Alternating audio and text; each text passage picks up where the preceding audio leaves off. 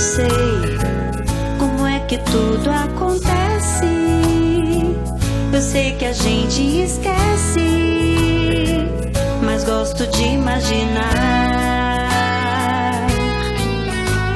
como era eu antes de voltar pra terra, fazendo planos à espera, querendo reencarnar.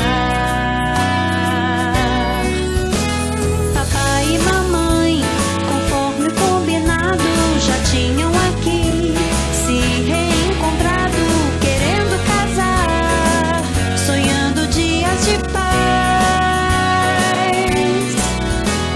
Nós, os irmãos, futuros filhos do lado de lá, sempre a intuí-los. Vai nessa, papai, daqui torcemos demais. Tempos depois, minha mãezinha querida formava em sua barriga novo corpinho pra mim. Eu devo ter ficado um pouco ansioso, mas foi tão maravilhoso eu renascendo enfim.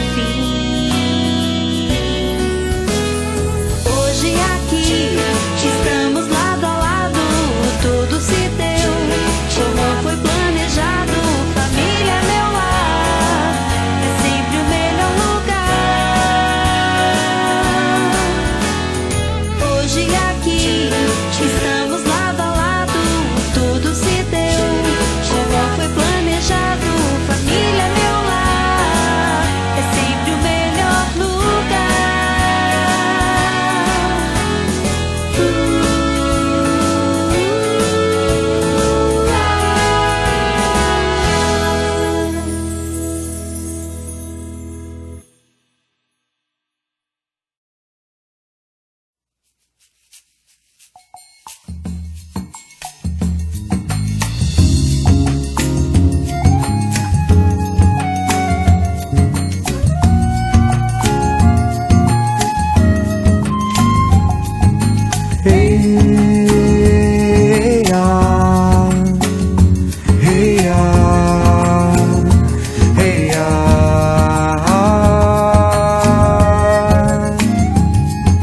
Sei que existe uma estrada vivendo bem dentro de mim.